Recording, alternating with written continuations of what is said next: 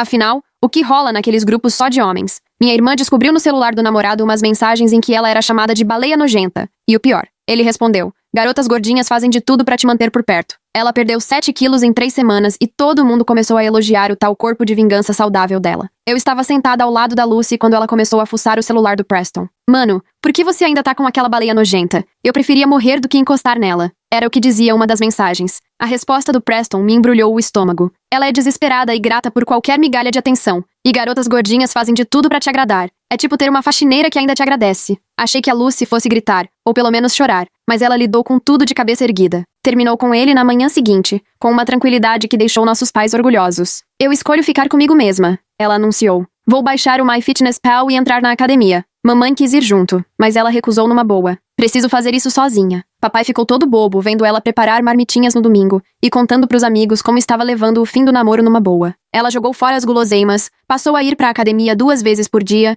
e vivia postando sobre a tal jornada de superação. Quando o Preston apareceu querendo voltar depois de 3 semanas, ela me mostrou a mensagem toda orgulhosa. Olha só quem tá desesperado agora. Já tinham sido 7 quilos a menos, e elogio era o que não faltava pra força de vontade dela. Até eu achei que ela tava tirando de letra, usando a dor como combustível pra mudar pra melhor. Claro, ela se pesava todo dia e controlava cada caloria, mas parecia normal pra quem queria dar a volta por cima depois de uma traição dessas. Só que, passado o primeiro mês, comecei a reparar em coisas que me deixaram preocupada. O jeito que ela empurrava a comida, como fazia polichinelo até enquanto escovava os dentes, e o olhar de desprezo pra si mesma no espelho. Depois de 3 semanas, já eram 7 quilos a menos, e só eu parecia enxergar problema. Esperei ela sair pra academia uma noite e mostrei pros nossos pais a lixeira dela entupida de marmitas escondidas. Mamãe cheirou uma, deu de ombros e disse: "Ah, normal, também pulo umas refeições às vezes." Papai nem olhou, só mandou eu parar de mexer nas coisas da Lucy. Naquele momento percebi que tava sozinha nessa, mas não desisti. Tentei até esconder a balança, e ela, fora de si, me sacudiu pelos ombros. "Onde tá?" Como não contei, ela revirou o banheiro inteiro, jogando tudo no chão, chorando, falando que eu tava sabotando ela. Aquela noite, fui ao quarto dela pra conversar e tomei um susto. As paredes estavam cobertas das capturas de tela das mensagens, impressas e coladas por todo lado. Desesperada, circulado de vermelho, gorda, sublinhado 1000 vezes. Parecia que ela queria se punir, se lembrar de quem já foi. 2 meses depois do início desse pesadelo, topamos com o Preston no shopping. Ele estava com a nova namorada, e até hoje não esqueço o jeito que o rosto da Lucy mudou quando a menina, casual, comentou que pesava 43 quilos. Naquela noite eu vi a Lucy andando sem parar no quarto. Contei passos até dormir no chão de tanto cansaço. Ela começou a desmaiar do nada, e eu sempre tinha que segurar, sentindo o quanto ela estava leve. Cada vez que nossos pais compravam as desculpas dela, me dava vontade de gritar. Um dia, vendo ela lendo o rótulo de um chiclete para saber as calorias, não aguentei. "Você tá me assustando", sussurrei, com a voz trêmula. Ela pegou de novo as mensagens, com a voz fria. "Sabe o que é realmente assustador? Ser chamada de desesperada, ser a namorada gorda." Parecia que nem falava comigo, mas com ela mesma. Então fiz o que qualquer adolescente perdida faria. Comecei a juntar os fios de cabelo dela que caíam no ralo, achando que dessa vez minha mãe ia notar. "Ah, filha, passei por isso também na sua idade, depois do meu primeiro fora. Perdi 13 quilos com a dieta da toranja. Ela melhora quando arrumar outro." Eu queria muito conseguir não me importar, fingir que era exagero, mas não dava. Não quando minha irmã estava se destruindo bem debaixo dos nossos olhos. Eu só tinha 15 anos, mas tentei de tudo. Clamei pra colocarem ela na terapia. A balança apitava a madrugada inteira. Eu mandava mensagem pra mamãe do meu quarto, mas ela já tinha desistido de lutar e eu mal conseguia culpá-la. Porque a Lucy ficou assustadoramente boa em manipular. "Agora finalmente me sinto confiante e feliz. Por que todo mundo tá bravo com isso?" Ela dizia, fazendo nossos pais se sentirem péssimos. Até que um dia, no fim de julho, o celular dela vibrou. Os amigos do Preston chamaram ela pra festa anual da piscina. "Querem ver a nova eu?" ela exclamou. E pela primeira vez em meses, parecia realmente feliz. Mas era uma felicidade que me dava um frio na barriga. No dia da festa, ela ficou horas se arrumando, ajustando o biquíni com alfinetes porque até o PP ficava largo nos ossos do quadril. Quando pediu pra eu ir junto, fiquei surpresa. "Preciso de alguém lá que entenda", ela disse. E eu sabia que era alguém que sabia a verdade sobre o Preston. Na hora de entrar, ela passou pelo portão como quem entra num palco. Viu Preston primeiro, abraçado à namorada de 43 quilos, e viu o maxilar da Lucy travar de longe. Mas depois de um tempo, o clima parecia mais leve. Uns meninos chegaram a elogiar a transformação dela, e ela brilhou daquele jeito meio doentio. A validação que ela tanto queria finalmente chegava. Até que o Mike apareceu com um pacote de salgadinho. "Quer?" ele perguntou na boa. "Você tá me chamando de gorda?" A voz dela mudou, ficou dura. Então ela tirou uma GN da bolsa de praia. "Você acha que eu preciso comer? Acha que ainda sou a garota gorda e desesperada?" Meu coração afundou. Todo mundo ficou paralisado. A música tocava de fundo, mas ninguém se mexia. O Mike ficou parado, com o pote de salgadinho na mão, branco feito papel. Vi a nova namorada do Preston segurar o braço dele, os olhos arregalados de medo. Meu corpo reagiu antes de eu pensar. Me coloquei entre a Lucy e o Mike, devagar, as mãos visíveis ao lado do corpo, olhando firme para minha irmã. O braço dela tremia enquanto segurava a GN. As lágrimas escorriam pelo rosto. Na área da piscina devia ter umas 30 pessoas, todas paralisadas, parecendo estátuas. O celular de alguém caiu no chão e fez um estalo seco. Com o barulho, a Lucy levou um susto e apontou a GN para a direção do som. Falei bem baixo, mantendo a calma. Lucy. O Mike não quis dizer nada. Ele só estava tentando ser gentil. Os olhos dela iam de mim pro Mike, depois pro Preston, do outro lado da piscina, e a GN tremia ainda mais nas mãos dela. Dava pra ver as clavículas saltadas acima do biquíni, as costelas marcando a cada respiração difícil. O Mike foi abaixando devagar a tigela de salgadinhos no chão e foi recuando com as mãos erguidas. O resto do pessoal começou a se aproximar do portão, tentando não chamar atenção. A voz da Lucy falhou quando tentou falar de novo. Ninguém me chamou de gorda por 2 meses. 2 meses. E agora? Ela gesticulou de qualquer jeito com a GN, fazendo todo mundo se abaixar. Vi o Jamie, amigo do Preston, se aproximando devagar por trás dela enquanto ela só olhava pra mim. Quando cruzou meu olhar, ele fez sinal de silêncio com o dedo nos lábios. Continuei falando pra manter a atenção da Lucy. Você tem razão. Você lutou muito. Todo mundo vê como você mudou. Então por quê? A voz dela se desfez, quase chorando. Por que ele me ofereceria comida? Por que ele quer estragar tudo? O Jamie foi chegando cada vez mais perto e sussurrou. Continua. Pra mim. Falei. Ele não queria estragar nada, Lucy. Em festa as pessoas oferecem comida. É normal. Ela balançou a cabeça, nervosa. Não, não. Eles estão me testando. Querem ver se eu vou comer. Querem aquela Lucy antiga de volta. Desesperada. Atrás dela, o Jamie esticou a mão com cuidado e, num movimento rápido, agarrou o pulso da Lucy e apontou a GN pra cima. Lucy gritou e apertou o gatilho. O barulho do disparo ecoou entre as casas. Várias pessoas gritaram e correram pro portão. O Jamie conseguiu tirar a GN dela enquanto a Lucy caiu de joelhos, chorando. Me abaixei ao lado dela e puxei ela perto de mim. Ela era só pele e osso. Eu não posso voltar atrás. Ela repetia sem parar. Eu não posso ser aquela pessoa de novo. A namorada do Preston pegou o celular e eu ouvi ela falando em chamar a polícia. O Preston tomou o celular dela e balançou a cabeça, com um medo que parecia verdadeiro, talvez caindo a ficha do papel que teve em tudo isso. O Jamie passou a GN para outro amigo, que foi logo guardar no carro. O pessoal começou a respirar de novo, mas a maioria já estava indo embora. Ajudei a Lucy a se levantar. Ela mal conseguia ficar de pé. A gente vai pra casa, falei pra ela. Ela não resistiu. Parecia que toda a força tinha sumido com aquele tiro. Passamos pelo Preston, que nem teve coragem de olhar pra gente. A namorada dele ainda murmurou algo chamando a Lucy de maluca, mas ele mandou ela calar a boca. No carro, a Lucy se encolheu no banco do passageiro. Peguei a bolsa e a saída de praia dela, cobri os ombros. Ela ficou olhando pro nada enquanto eu dirigia, de vez em quando passando a mão nos ossos do quadril, como pra se certificar de que ainda estavam à mostra. Quando chegamos em casa, a mãe saiu correndo. Vocês chegaram cedo. Como foi a festa? Ajudei a Lucy a sair do carro. A expressão da mãe mudou na hora que viu de perto a filha de verdade, o maiô frouxo, o jeito que a Lucy tropeçava subindo a calçada. O que aconteceu? A voz da mãe ficou fina, tomada de pânico. Lucy passou direto por ela e entrou. Fui atrás, junto com a mãe, enquanto o pai se levantava do sofá. Lucy parou na sala, só de biquíni e saída de praia, e dava pra contar cada costela. Eu preciso de ajuda, ela disse baixinho. Depois repetiu mais alto. Eu preciso de ajuda. Não consigo parar. Conto caloria até dormindo. Faço exercício até passar mal. Não paro de pensar naquelas mensagens. Não consigo parar. A mãe levou a mão à boca. O pai ficou parado, sem reação. Lucy continuou, agora com a voz mais firme. Eu levei uma GN pra uma festa na piscina. Apontei pra alguém só porque me ofereceram um salgadinho. Estou perdendo o controle e vocês ficam falando que é só uma fase. Uma GN?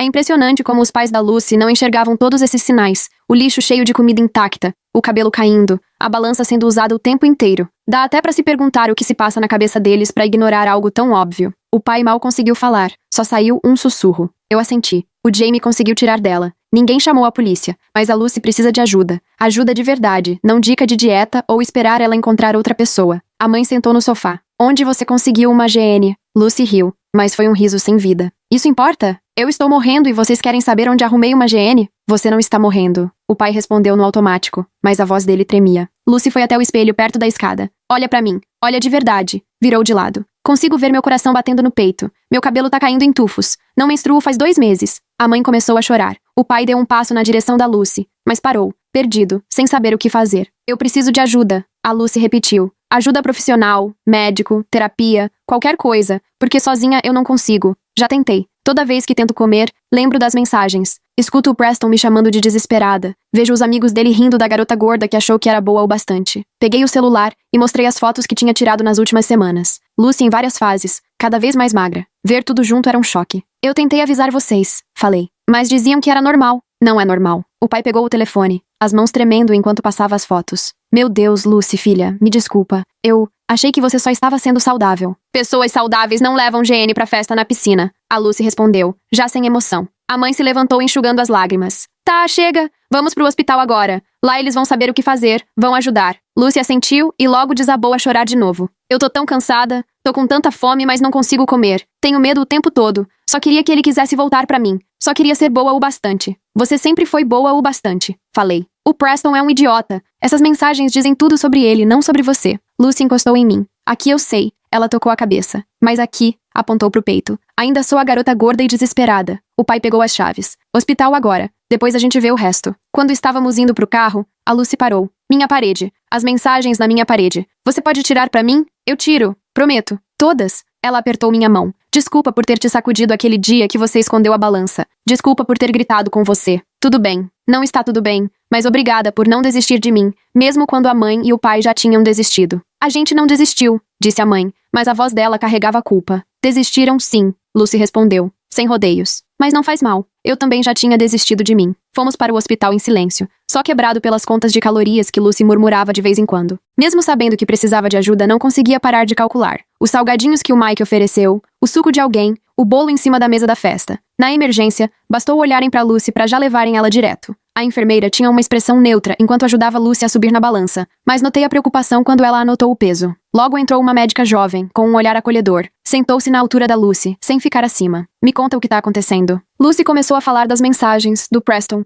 da dieta que saiu do controle. Falou sobre o GN, os exercícios excessivos, aquela voz na cabeça chamando de gorda não importa o quanto emagrecesse. A médica escutava com atenção, sem julgar, só perguntando de vez em quando. Foi examinando Lucy com jeito, anotando tudo na ficha. Batimento baixo, pressão baixa, desidratação, desnutrição. Lucy, você está muito doente, disse por fim, mas você está aqui, e isso já é um passo enorme. Vamos te ajudar. Internaram Lucy para estabilizar o quadro e avisaram que depois ela precisaria de tratamento fechado, assim que estivesse mais forte. Meus pais ficaram preenchendo papéis enquanto eu fiquei ao lado da Lucy. Tô com medo, ela confessou baixinho. E se eu engordar de novo? E se você não engordar? Rebati. E se você ficar saudável, forte e voltar a ser feliz? Ela ficou um bom tempo em silêncio. Eu não lembro como é ser feliz. Não aquela felicidade falsa quando o número da balança cai. Felicidade de verdade. Você vai lembrar, prometi. Pode demorar, mas você vai. Uma enfermeira entrou com um soro, explicando que precisava repor líquidos e nutrientes aos poucos. Lucy olhava para o soro como se fosse veneno. Tem calorias? Sussurrou. A enfermeira sorriu com carinho. É remédio, só para ajudar seu corpo a funcionar melhor. Depois de se ajeitar, Lucy acabou cochilando. Parecia tão pequena naquela cama, quase uma criança. Minha mãe sentou do lado, segurou sua mão. Meu pai andava para lá e para cá, perto da janela. Como a gente não percebeu? Minha mãe repetia. Como deixamos chegar nesse ponto? Eu quis lembrar das vezes que tentei avisar, mas agora não adiantava mais. O importante era Lucy estar recebendo ajuda. Meu celular vibrou. Era a mensagem do Jamie querendo saber se a Lucy estava bem. Depois veio outra do Mike, pedindo desculpa mesmo sem ter culpa de nada. O que aconteceu na festa já estava se espalhando. Respondi que a Lucy estava sendo cuidada e pedi para não espalharem a história. Jamie prometeu guardar segredo e disse que trancou o GN no cofre do pai até a gente decidir o que fazer. Até o Preston mandou mensagem. Só me desculpa. Não respondi. O pedido dele era pouco. Tarde demais. Mas talvez um dia a Lucy precisasse ouvir isso. Talvez ajudasse na recuperação saber que até ele reconheceu o que fez. A médica voltou com o plano de tratamento, falando de terapia, nutricionista, grupos de apoio. Seria uma caminhada longa. Lucy ia resistir, ia sofrer, mas pelo menos agora teria ajuda de verdade. Quando terminou o horário de visita, Lucy acordou rapidinho. Não vai embora, murmurou. Eu volto amanhã cedinho, prometi. E todos os dias depois disso. Te amo, ela disse, já pegando no sono de novo. Também te amo. Saí do hospital sentindo um alívio estranho, como se finalmente tirasse um peso das costas. O segredo acabou. A mentira terminou. Agora Lucy tinha uma batalha enorme à frente, mas não ia mais lutar sozinha. Em casa, fui direto pro quarto dela. Os bilhetes ainda cobriam as paredes. Aquela palavra cruel, desesperada, circulada 1000 vezes. Tirei cada um com cuidado e amassei tudo numa bola. Atrás de um deles, achei uma foto antiga nossa na praia, 2 verões atrás. Nós duas rindo, sorvete na mão. Lucy parecia tão saudável e feliz, sem se preocupar com calorias, tamanhos, nem com a opinião dos outros. Guardei essa foto e joguei o resto fora. Amanhã ia levar pra ela ver. Um lembrete de quem ela era antes do Preston, antes dos bilhetes, antes da doença quase levar tudo. A balança do banheiro foi pro lixo também. Não precisava mais. O que a gente precisava era de cura, e isso não se mede em quilos. O dia seguinte amanheceu pesado, uma nuvem pairando sobre a casa. Levantei cedo, com a imagem da Lucy naquela cama me perseguindo, e achei minha mãe na cozinha olhando pro café sem encostar na xícara.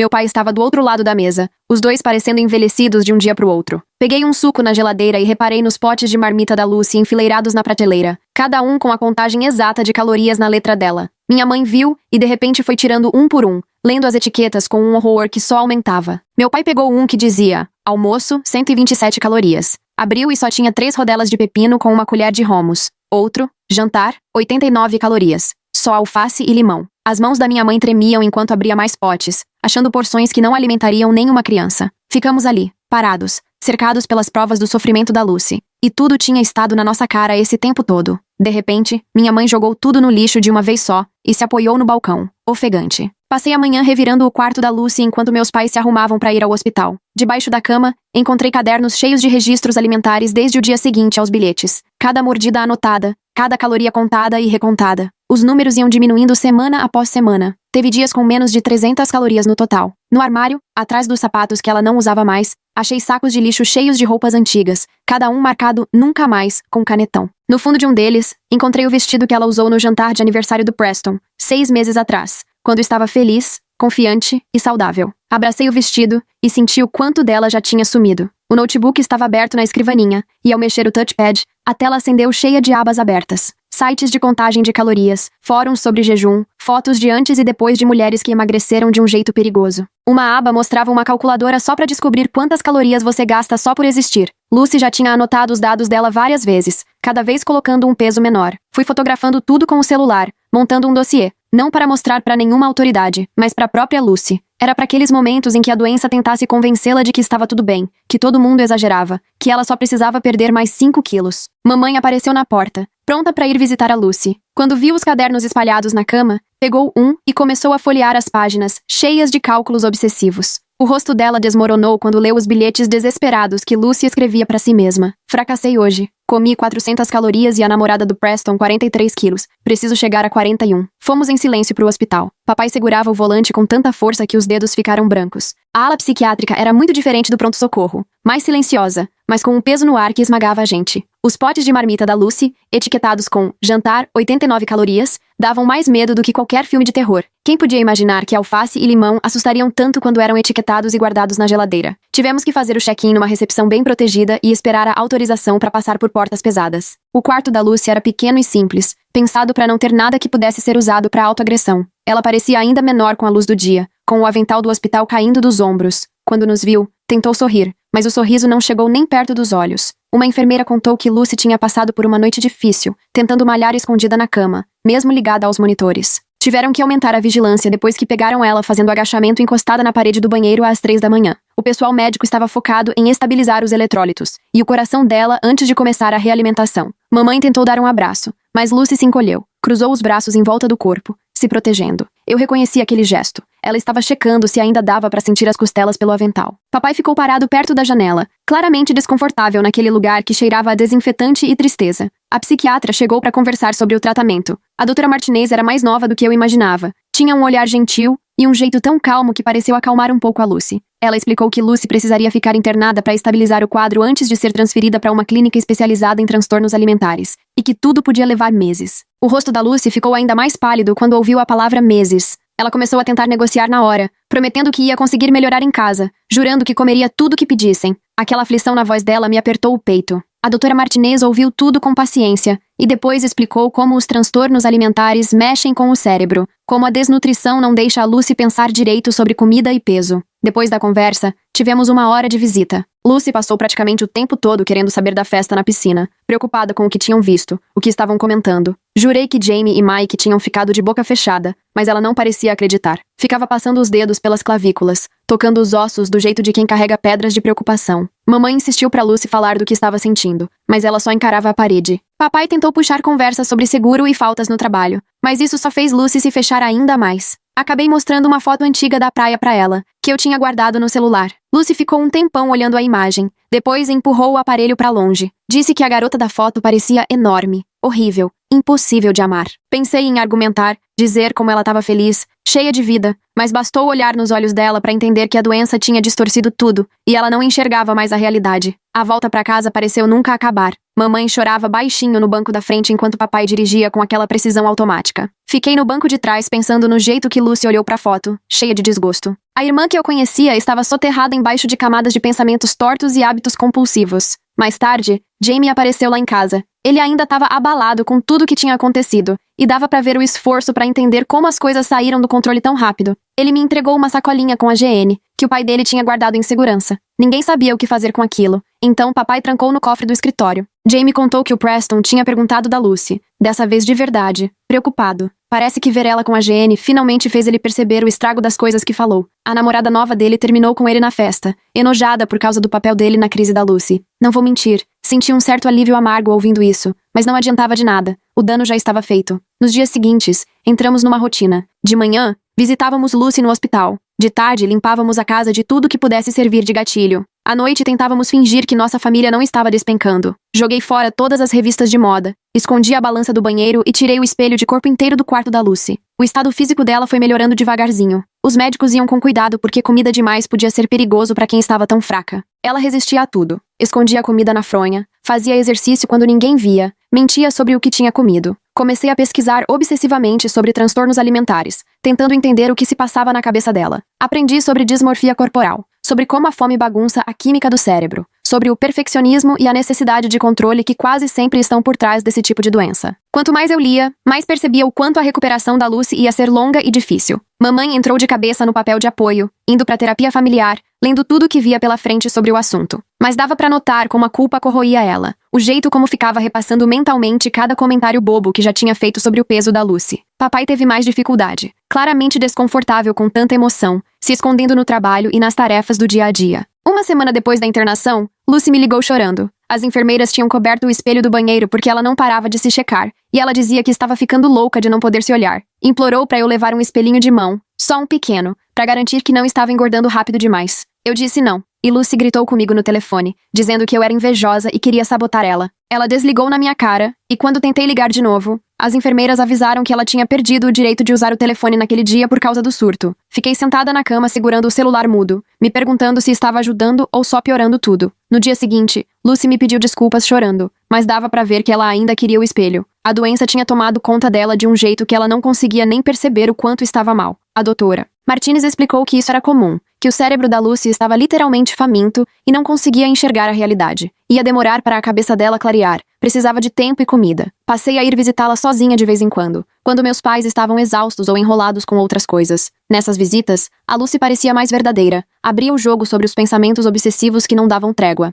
Ela confessou que contava as calorias do soro, calculava cada passo até o banheiro e ainda fazia elevação de panturrilha sentada durante a terapia. Os outros pacientes da ala de transtornos alimentares iam de adolescentes a adultos de meia idade, cada um num estágio diferente da recuperação. Uns já conseguiam comer sem tanto sofrimento, outros, como a Lucy, brigavam com cada colherada. Nas sessões de terapia em grupo, eu podia assistir. Ouvi histórias parecidas com as da Lucy. Tudo começava com comentários maldosos, um perfeccionismo sem limite, o vício que a fome virava. 3 semanas depois que começou o tratamento, Lucy teve o primeiro avanço de verdade. Numa sessão com a família, finalmente falou das mensagens, sem tentar proteger o Preston ou se culpar. Confessou que imprimiu as fotos e colou na parede como motivação. Olhava para elas toda manhã para lembrar por quê não podia comer. A doutora Martinez ajudou a mostrar para Lucy como ela tinha absorvido toda aquela crueldade do Preston como se fosse verdade. Mas recuperação não é uma linha reta. E no dia seguinte, Lucy já estava tentando negociar alta. Tinha ganhado 2 quilos no processo de realimentação, e mesmo ainda estando muito abaixo do peso, esses 2 quilos pareciam o fim do mundo para ela. Acusou a equipe de querer engordá-la, dizia que já estava bem o bastante para voltar para casa,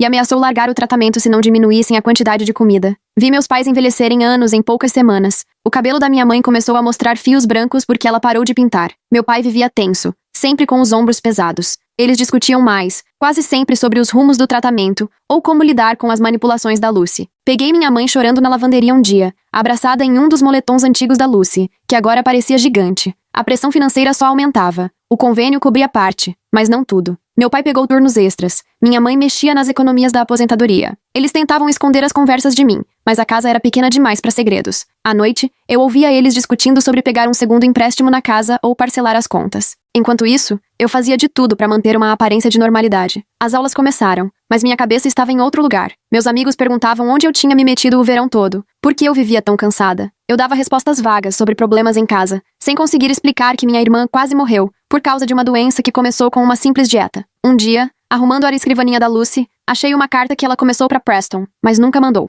Lá, Ela detalhava como as palavras dele tomaram conta da cabeça dela, como ouvia tudo de novo cada vez que olhava para a comida, como preferia morrer a ser a baleia nojenta que ele disse. A carta era de 2 semanas antes da festa na piscina. Ela já vinha planejando algo drástico fazia tempo. Levei a carta para a doutora Martinez, que me agradeceu, mas não ficou surpresa. Disse que muitos pacientes com transtornos alimentares têm pensamentos suicidas, que o episódio na GN não era tão fora do comum quanto parecia. A doença tem uma das maiores taxas de mortalidade que existem, tanto por complicações do corpo, quanto por suicídio. A equipe de tratamento da Lucy decidiu que ela precisava de um cuidado mais intensivo do que a unidade comum podia dar. Recomendavam uma clínica residencial especializada, a 2 horas de distância, onde ela teria apoio 24 horas por dia durante meses. Essa notícia foi mais um baque na família. Minha mãe já começou a pesquisar tudo sobre a clínica, meu pai fazendo contas para ver se conseguiria ir todo fim de semana. Lucy, a princípio, se recusou, mas não tinha muita escolha. Ainda estava muito debilitada e, pelas regras, não podia sair contra a indicação médica. Na véspera da transferência, ela me implorou para ajudar ela a fugir. Como é que o cérebro da Lucy fazia ela olhar aquela foto feliz na praia e enxergar só coisa ruim, quando todo mundo via uma garota normal sorrindo?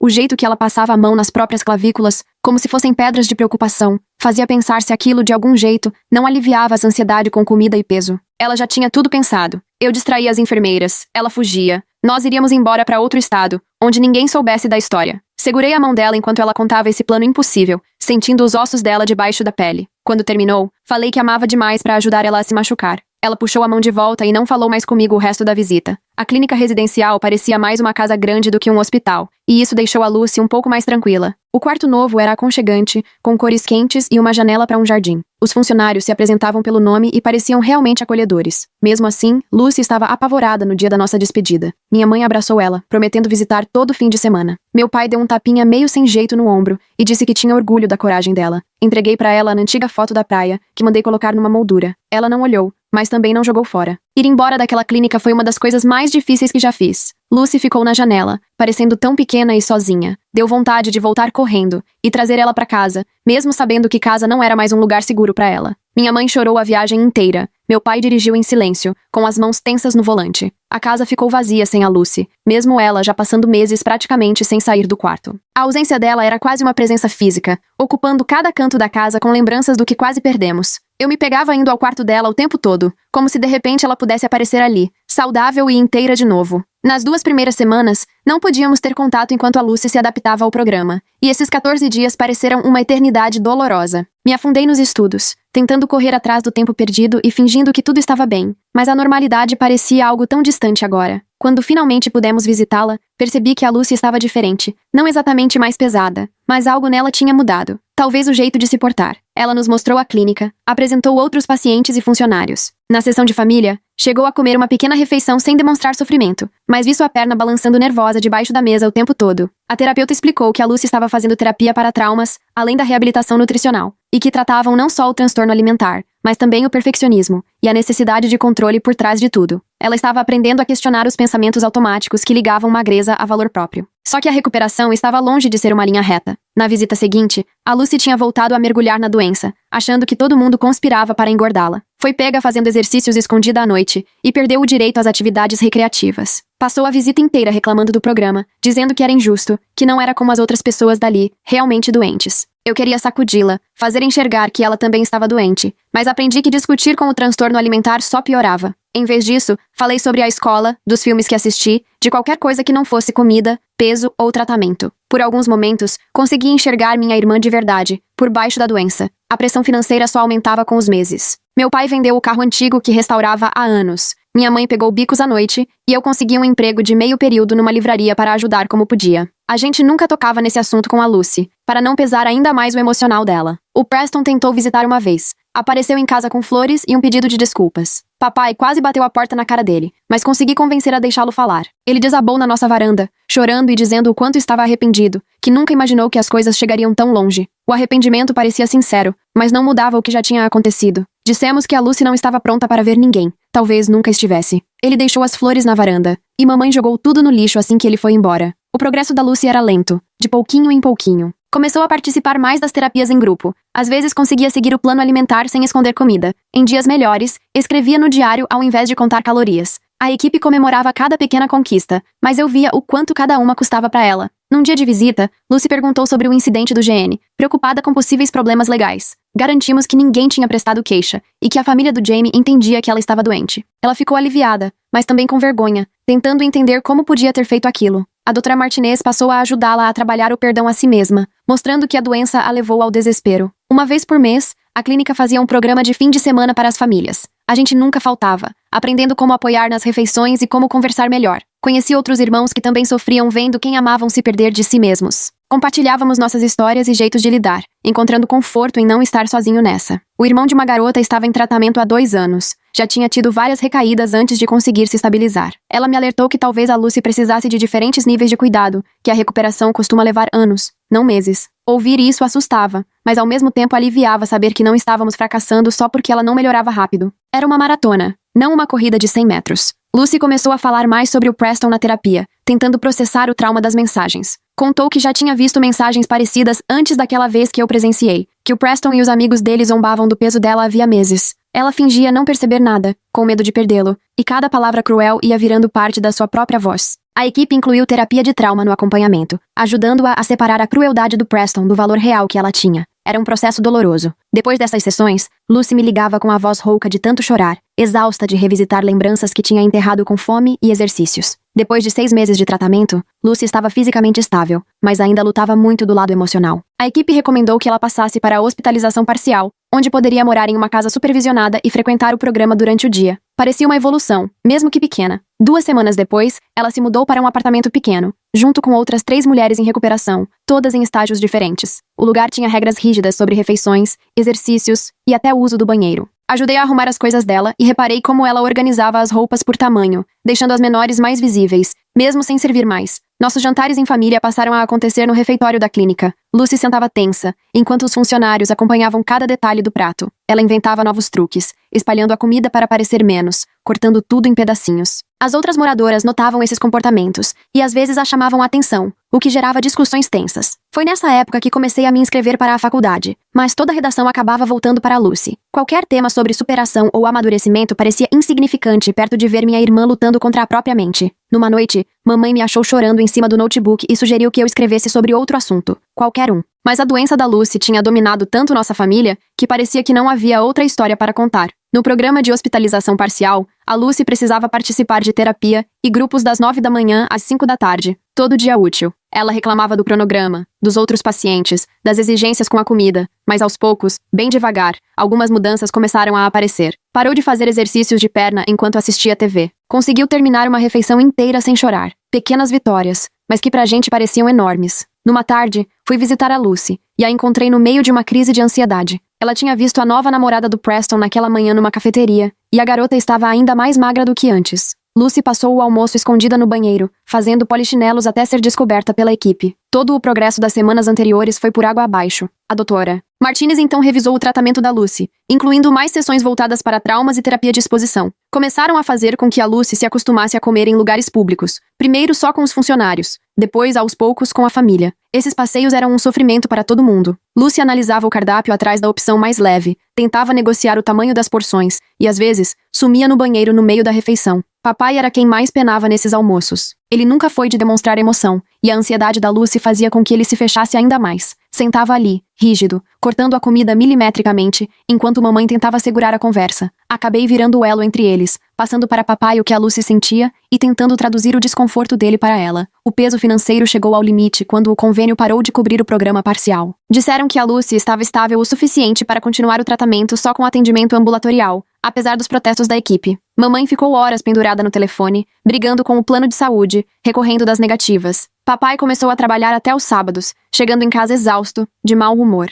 Apesar de todo o nosso esforço para disfarçar, Lucy percebeu o estresse financeiro. Passou a insistir que já estava pronta para o ambulatório, que conseguiria se recuperar em casa. A equipe discordava. Dizia que ela ainda precisava da estrutura do programa. Isso criou uma nova dinâmica, em que a doença da Lucy passou a manipular o nosso medo de não conseguir pagar o tratamento. Eu mesma arrumei um segundo emprego, dando aulas particulares para alunos do ensino médio, e todo o dinheiro era para o fundo do tratamento. Cada real parecia indispensável, e ao mesmo tempo, insuficiente. Lucy descobriu sobre meus bicos numa sessão de família e desabou, dizendo que não valia a pena acabar com o nosso futuro por causa dela. Ouvir minha irmã dizer que não merece ser salva Me faz pensar na lógica torta que o transtorno alimentar usa para convencer ela de que o sacrifício da família é um exagero, e não um gesto de amor. A doutora Martinez passou a sessão ajudando a Lucy a separar seu valor do custo do tratamento. Foi nessa época que o Preston me procurou direto. Ele também estava em terapia tentando entender o próprio papel na doença da Lucy. Queria escrever uma carta pedindo desculpas, assumindo a responsabilidade pela crueldade com ela. Conversei com a equipe, que achou que poderia ser útil no processo de cura, caso ela se sentisse pronta. Lucy topou ler a carta durante uma sessão. Foi mais completa do que eu imaginava. Preston detalhou cada comentário cruel, cada piada, cada vez que usou as inseguranças dela como diversão.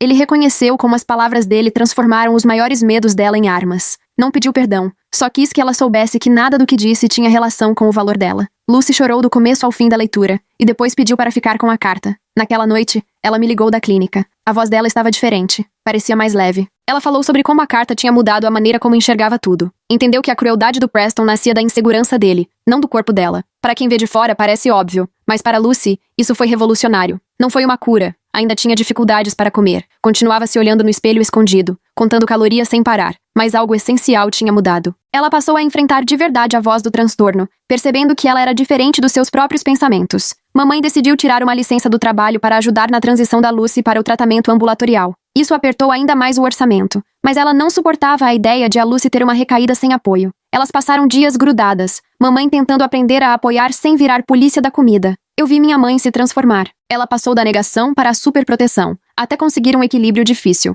Aprendeu a conviver com o desconforto da Lucy, sem tentar consertar tudo, a apoiar sem facilitar demais. Esse crescimento foi doloroso para as duas, cheio de discussões, choros e pequenas reconciliações. O peso da Lucy voltava devagar. Cada quilo a mais era uma vitória para a família e uma derrota para ela. Tinha dias bons, em que entendia a importância de se alimentar, e dias ruins, em que pedia para voltar às restrições. Esse ciclo cansava todo mundo, mas a equipe sempre dizia que era parte do processo. Em uma semana especialmente difícil, Lucy descobriu que várias meninas do colégio tinham começado a fazer dieta depois de ver as fotos da transformação dela nas redes sociais. A culpa bateu forte. Ela tinha virado o mesmo gatilho que a namorada do Preston foi para ela. Passamos horas discutindo isso na terapia, falando sobre influência e responsabilidade. Lucy decidiu tentar reparar isso conversando com os alunos do colégio antigo sobre transtornos alimentares. Foram semanas de preparação, ela e a terapeuta montando uma mensagem honesta, mas sem gatilhos. Na véspera, ensaiou na frente da família, tremendo enquanto contava sua história. A apresentação foi forte. Lucy ficou diante de 200 alunos e contou a verdade sobre a transformação, o sofrimento por trás da perda de peso, as internações, o episódio com o GN, os meses de tratamento.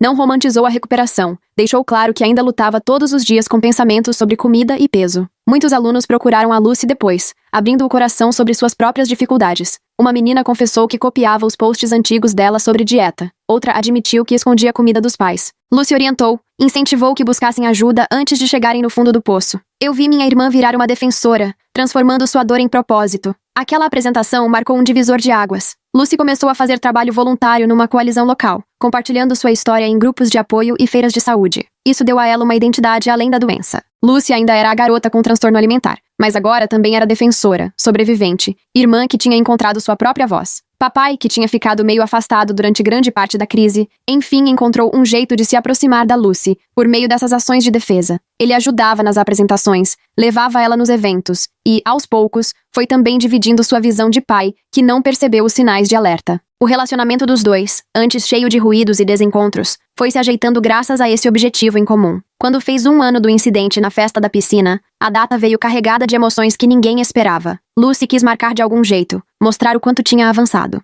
Escolhemos um jantar em família, simples, só nós 4 em casa, sem formalidades nem a pressão da equipe de tratamento. Lucy preparou parte do jantar, fez um macarrão básico que, poucos meses antes, ela jamais teria conseguido. Serviu porções equilibradas, sentou com a gente sem ficar se olhando no espelho e conseguiu comer numa boa, conversando normalmente. Não foi perfeito. Ela balançava as pernas debaixo da mesa, mexeu um pouco no prato, mas terminou tudo sem correr pro banheiro. Depois, Lucy apareceu com uma caixa que guardava no quarto. Lá estavam todos os objetos que ela usava para alimentar o transtorno. Balança, fita métrica, pílulas de dieta escondidas, anotações de exercício. Ao longo dos meses, ela foi juntando tudo, esperando o momento de se desfazer. Naquela noite, fizemos uma fogueira no quintal e ficamos juntos enquanto ela jogava cada coisa no fogo. O GN, que ainda estava guardado no cofre do papai, precisava de outra solução. Lucy decidiu que ele seria destruído oficialmente na delegacia, sem perguntas. Papai acompanhou, e eles voltaram com um comprovante de que estava tudo resolvido. Esse capítulo, o mais difícil, finalmente se fechou. Com o peso já estável e a cabeça mais leve, Lucy começou a pensar no futuro. Faculdade ainda assustava, mas ela não queria abandonar os estudos. Se inscreveu em cursos online, começou devagar, com um só, para testar seus limites. A rotina ajudou, deu foco além da recuperação, mas respeitando o tempo dela. Entrei no último ano do ensino médio diferente dos meus colegas. Enquanto eles se preocupavam com vestibular e dramas do colégio,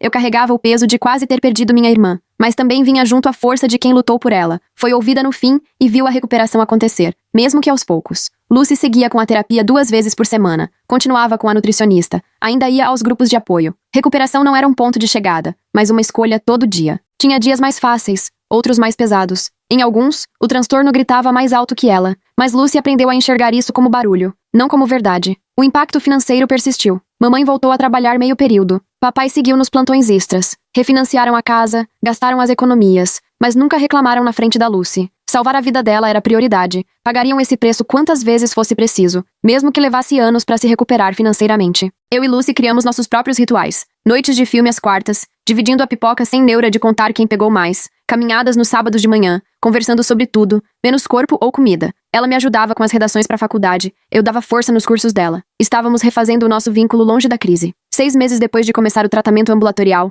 Lucy encarou seu maior desafio. Chegou o convite do casamento do Preston. A nova noiva era alguém que ela nem conhecia, que nunca ouviu as palavras cruéis que detonaram tudo. Lucy ficou dias olhando para o convite, até assumir que ainda não estava pronta. Talvez nunca estivesse. E tudo bem. No dia do casamento, ela decidiu ser voluntária num evento de conscientização sobre transtornos alimentares. Ela conversou com pais sobre sinais de alerta, ajudou a entregar materiais informativos e se conectou com outras pessoas em recuperação. Ela transformou o que poderia ser um dia difícil numa chance de ajudar e conhecer gente nova. O impacto da doença da Lucy mexeu com todos nós. Mamãe virou ativista, brigando para que o plano de saúde cobrisse melhor os tratamentos de saúde mental. Papai aprendeu a demonstrar mais o que sente, mesmo que ainda não venha de forma natural para ele. Eu optei por estudar numa faculdade perto de casa, querendo estar junto durante esse processo de recuperação da família. Fisicamente, Lucy estava estável, mas o trabalho mental seguia firme. Aprendeu a desafiar o perfeccionismo em áreas além da comida e do corpo. Praticava a autocompaixão nos dias difíceis. Construiu uma identidade em que a história com o transtorno fazia parte dela, mas não era tudo o que ela era. O processo era devagar. Às vezes parecia voltar para trás, mas nunca parava. Nossa família aprendeu a conviver com várias verdades ao mesmo tempo. Lucy estava recuperada e ainda em recuperação, saudável e ainda em busca de cura, forte e vulnerável. A gente comemorava cada conquista, sem esquecer da luta diária. Essa mistura virou o nosso novo normal, bem mais verdadeiro que a negação que quase nos tirou ela. Pronto, por hoje encerro a cabine dos comentários. Obrigada por me deixarem dividir minhas opiniões rápidas e, espero, divertidas. É sempre um prazer. Até a próxima. Não esqueçam de se inscrever para continuar acompanhando.